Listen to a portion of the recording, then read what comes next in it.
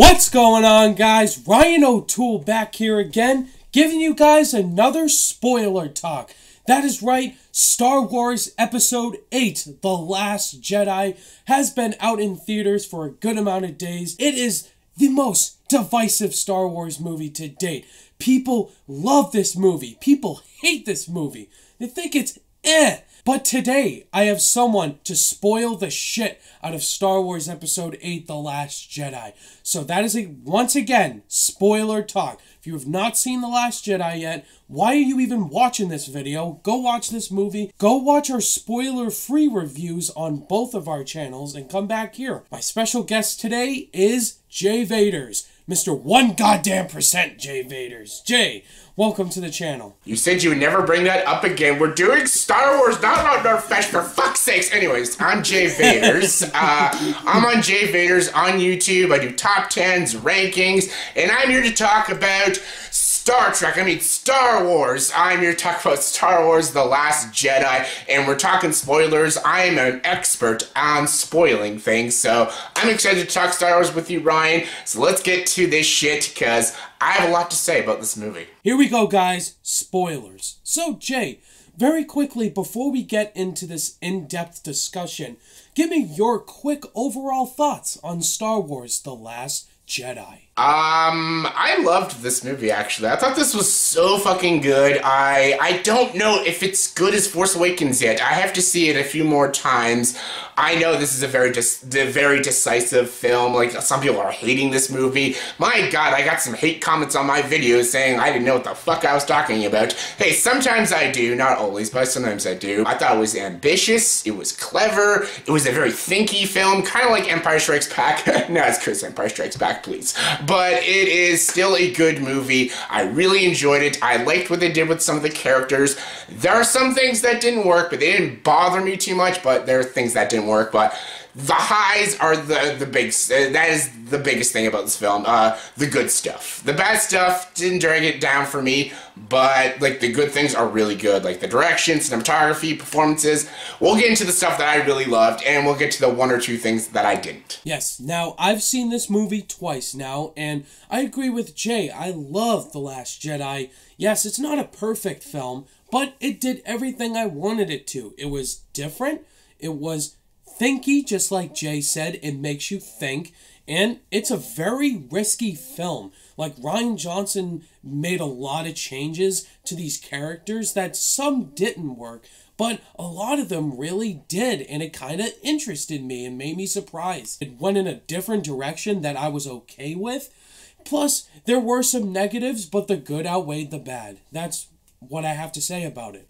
So now, Jay, let's get into this discussion for The Last Jedi. Yes! Yeah! Alright, so Jay, the first thing I want to talk about is the performances in this movie. The best performances in the film. Starting with Mark fucking Hamill, Luke Skywalker. Mark Hamill, this is his best performance he's ever given as Luke. But not just that, I just think this is his best performance to date. This is a very different Luke Skywalker than what we've seen before. He's old, he's grumpy, he's pissed off, and he's just a loner. He's been on this island for 30 years, exiled. He's not that Luke Skywalker that we know him to be, a whiny brat, but a great Jedi. I fully agree, actually. I loved Mark Hamill in this movie. He was so good.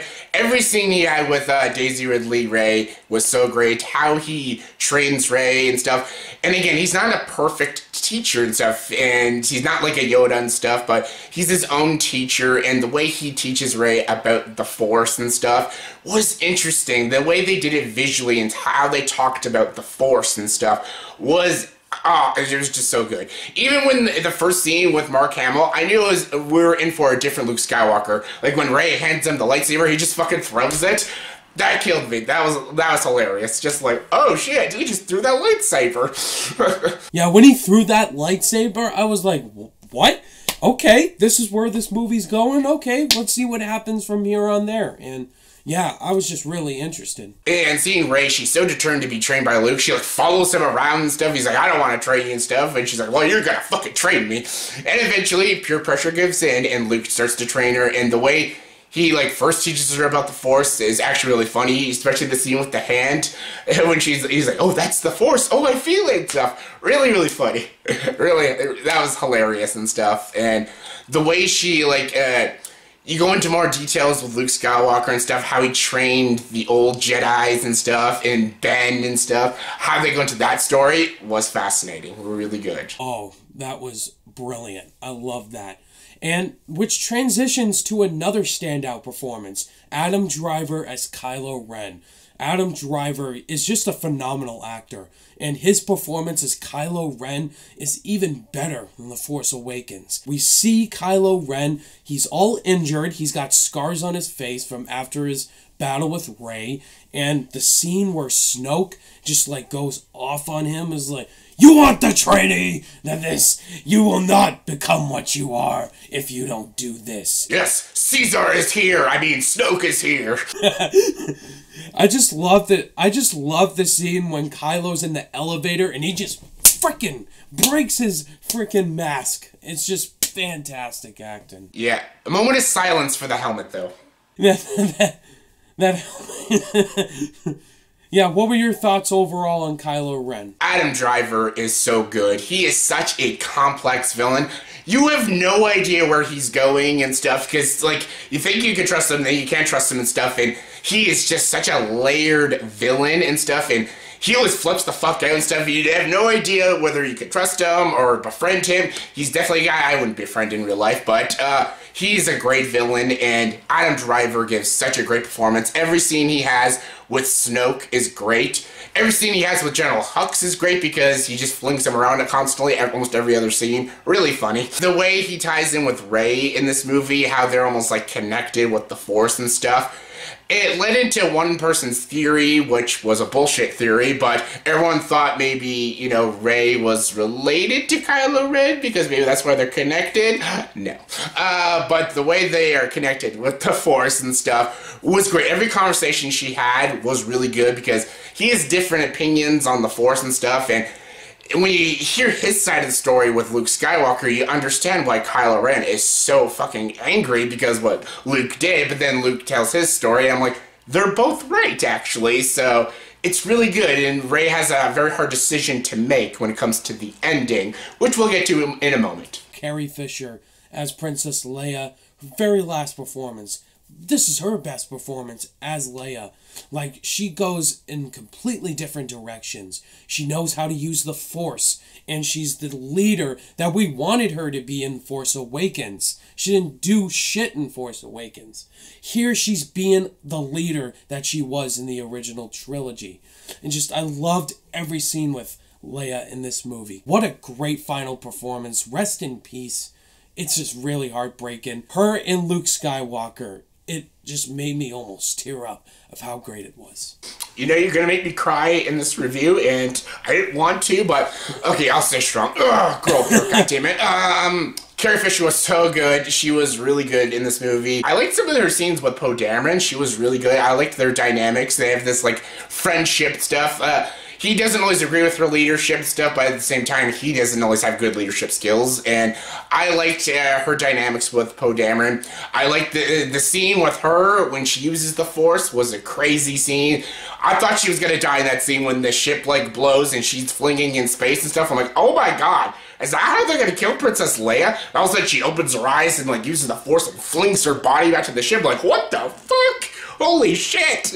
And everyone called BS on that scene. What they're doing with the Force now in this movie, it's ambitious, actually. I think it's very ambitious. It's really cool. It's interesting. It's different. I kind of liked it. I agree. But yeah, let's talk about some small performances. You mentioned Poe Dameron. He gets a lot more to do in this movie. He's great. He's not a perfect leader, like you said. You know, he's that dangerous guy who could put his team in danger. We kind of saw that in the opening action sequence. Leia's like, Poe, come back with us. Don't even continue on what you're doing. And then Poe just doesn't listen to her. And half of the frickin' Resistance dies in the first action sequence because of Poe. The scene where he talks to Leia, like, permission to blow up some things, and she's like, permission granted. It's just good back and forth between them. Donald Gleason's great as General Hux. He just really gets into that character. Like, I have my orders from Supreme Leader Snoke. He's just so great as him. And Snoke, too. Like, we got to see Snoke in his primal form, like a really messed up looking old guy. But Andy Serkis is just phenomenal as Snoke. Like, his scenes where he's on that projector talking to Hux and he drags him on the floor. Yeah, and spoilers, Snoke is not 90 feet tall like he is in Force Awakens. That's just a hologram. I loved... Andy Serkis is great. It's Andy Serkis in a motion capture performance. This is Andy Serkis. He's always going to give a great performance. And... yes, all the people giving theories on Snoke and stuff, I don't know if they're bullshit, but I don't think they're gonna come true. Again, we'll get to more Snoke in a bit, but Snoke, he's not Darth Plagueis, by the way. A lot of people are saying, oh, he might be Darth Plagueis. No, I don't think so, especially by the end of this movie. I really don't think so. I thought he was a very intimidating villain, especially when he's flinging around General Hux, then Kylo Ren starts flinging General Hux. Poor General Hux. He might have to quit his job after this, but he's not going to be like the most mind-blowing villain. He's not going to be like another Palpatine and everything, especially by the end of this film, but yeah, I liked him just fine. I liked him fine. Yeah, for sure. Now let's talk about the action sequences in the film. The opening action sequence where the Resistance is trying to flee from their base, but then the First Order shows up using light speed. Light speed's a huge part to the plot to this movie. Like, light speed has become like the thing that the First Order is good at using now. And it's become a huge part of the story, and I just love how this opening action sequence is shot. John Williams scores fantastic. It looks like realistic space scenes with Star Wars action going down. And also in that little scene, we got to see Rose's sister sacrifice herself. It was a really powerful scene. Yeah, almost every action sequences in this movie is great. The opening space battle scene, I always thought Rogue One and Return of the Jedi had some of the best space battle scenes, but I think this one is topped both those scenes. Like, the space battle scenes are fantastic. There's a lot of great cinematography, a lot of great wide-angle shots. It's just absolutely fantastic. Yes, learning more about Rose and her sister and everything. And then maybe we should probably get into Rose now. She's good. The actress that plays her is good, and she has a lot of scenes with Finn in this movie, and I think this is everyone's big issue with the film, or one of the few issues they have, is the big long sequence with Rose and Finn. I think you probably agree with me. It goes on for way too long. Yeah, it does. It does. But we'll talk about that later on. But there's also some really great action set pieces. For example, I just love the scene with Kylo Ren and Rey teaming up together, fighting those Red Guards. What are they called again? The Red Guards. That action sequence, the lightsaber duel is just very epic. Like, we haven't seen a great lightsaber duel in a long time. That one's one of my favorites. We gotta mention it now. The spoiler is that Snoke gets murdered by Kylo Ren. What? Oh shit, does he ever? Just, he got Darth Mauled. I kind of knew that was coming. And, like, you see Kylo using the Force on Rey's lightsaber and just slices through Snoke, and he dies. It's just like, what? Yeah, that whole scene, I was just like, is Snoke gonna see Kylo Ren, like, when Kylo Ren was using the Force and the lightsaber was turning, I'm like, is Snoke gonna see this coming? Is he gonna see it coming? Is he gonna, dodge the lightsaber? What's gonna happen? And then when he stabs Snoke, I'm like, oh shit! Is he dead? Did he get him in the shoulder? But then he guts him, and then he just moves the lightsaber and rips him in half. I'm like, oh my god, damn, Kylo, you cold-blooded murderer. But then it leads to that a badass action sequence with him and Rey. Then I'm like, oh my god, Kylo Ren's gonna be a good guy. Nope, he's not. That's just Kylo Ren for you. You can't ever trust the guy. He doesn't believe in the Jedi way or the Sith way. He just believes in his own way and stuff. He's like, yeah, you know what? I'll be the supreme leader, and yeah, I'll rule it by myself and shit like that. Come join me. And she's like, no, you psycho. Just like, wow, like, nope. Then they do the tug of war with the lightsaber, then rips right in half. I'm like, oh man. And now it's going to be interesting to see how that all plays out in episode 9 once they find out the truth. But, yeah, that's kind of interesting. But then we got to talk about the crate action sequence on that snow planet. And this kind of worried me in the teaser trailer. What do I think of when I see a snow planet and planes and ATs? The Battle of Hoth. I was kind of afraid that they were gonna pay homage to that and be just like it, and it's not. I really love the crate sequence with Luke. Like, when Luke goes out to face the ATs, and Kylo's like, I want you to put every single gun and shoot him down. You're shooting him down, he just comes out of the rubble and he just goes... Like it was nothing. Really good scene, really good scene. The whole sequence at the ending is great. I thought for a second Finn was gonna die, because I'm like, oh my god, is he gonna sacrifice himself? Don't kill Finn, I love Finn. And no, Rose, of course, saves him in the end and stuff, and I'm like, oh my god, is Rose gonna die? Oh, probably not. But yeah, the whole sequence was great. Luke coming back, him talking with Leia. Even his little wink to C-3PO was really good, because Luke's the only one that's ever been nice to C-3PO. So that little wink is just, brought a little smile to me. Oh, isn't that nice? And then, yes, the fight between him and Kylo Ren. I'm like, oh my god, this is going to be intense. And then you find out what Luke is really doing. I'm like, oh shit, didn't see that coming. Yeah, he's trying to save the Resistance, and that scene was just really good. But then you completely find out it was just Luke using the Force, and he dies at the end. Like, he dies in peace to save the Resistance. Like, bring peace to the galaxy. And, like, that entire scene, I can understand why that would piss off some Star Wars fans. Like, you want to see Luke go motherfucker mode and slice up slice up people, but it's really interesting. Like, I really like the way it was played out to be. Like, it's completely different. And I didn't see it coming. And I gotta give praise to that. Me too. Again, ambitious. It's different. It's clever. It's smart. It's good. I like it. I don't always want to watch a Star Wars movie that's always rehashing things from other Star Wars films and being the same as Star Wars films. I love Force Awakens, but everyone said that was the problem with Force Awakens. It was too much like 77 Star Wars: A New Hope. This is completely different in every sense of the way. The way it ends, the way the character arcs unravel, everything about this movie is different. So I admire it for being very different. Even the scene with Luke, that's a very different way. Even the way he dies, it's a very different way to go out. I can't help but respect it. Yeah, I totally agree.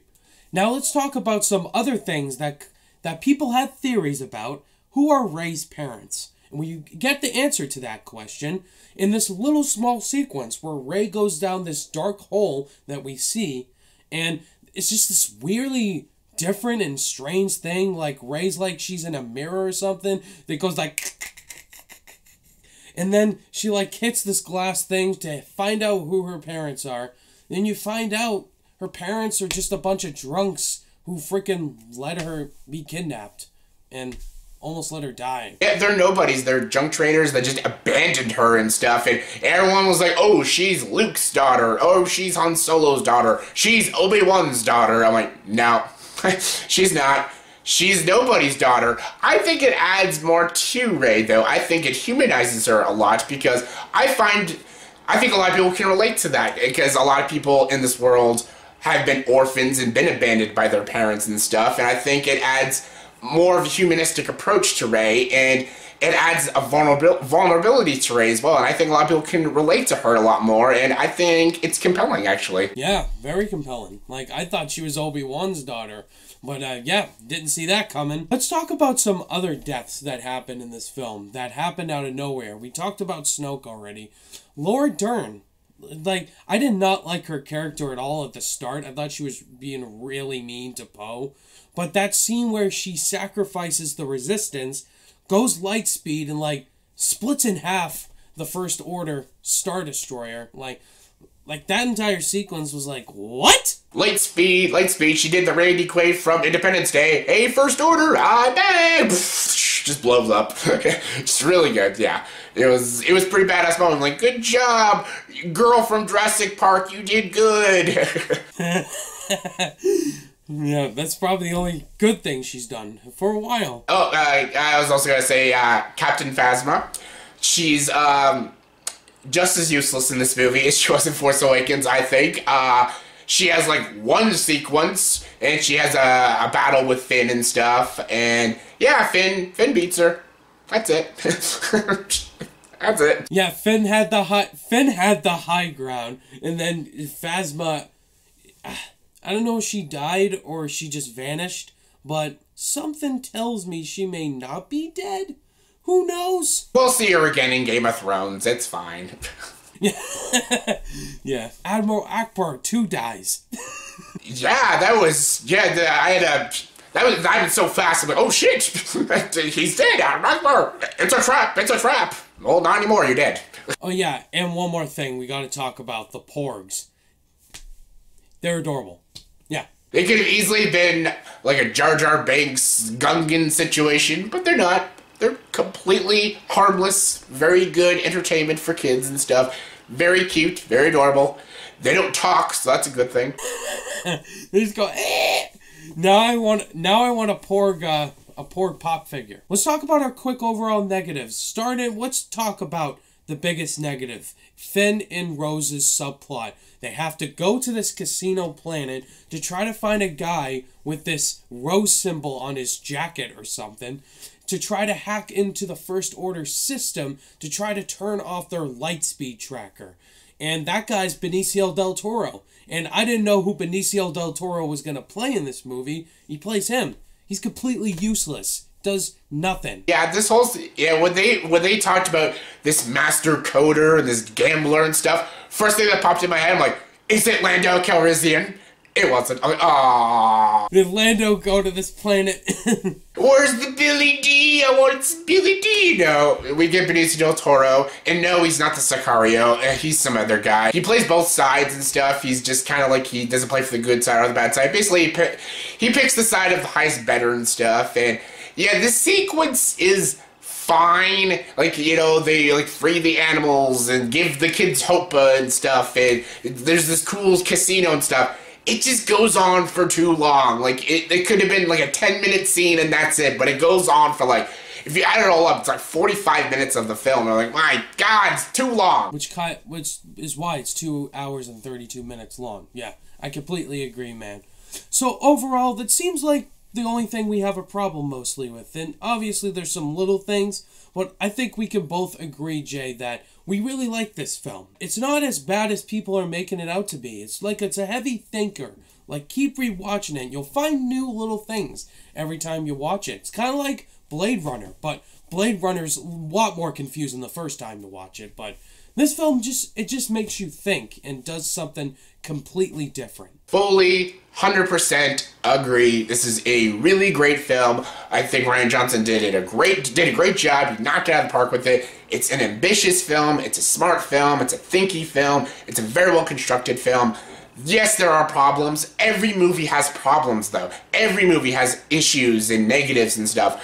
The point is, can you live with those problems? And I can live with these problems. They're not problems that ruin the film for me. No, they're little issues, but all in all, the film works really well for me. It'll definitely be like on my top 10 best. It's not the best, but it's one of my favorites of the year. I had a lot of fun with it. It's a Star Wars movie. I'm a Star Wars fan. It gave me what I wanted. I loved it. Go check it out if you've not seen it. Alright, and there you have it, guys. That was our spoiler discussion for Star Wars The Last Jedi. Let us know down below in the comments section things you really liked, things you didn't like about this film. Let's have an in-depth conversation about this film, guys. And I want to thank you, Jay Vaters, once again for coming on my channel, doing another collaboration with me, man. We'll definitely do one. We're going to do one for the Star Wars Holiday Special. Oh, yeah, that timeless classic holiday special, yes.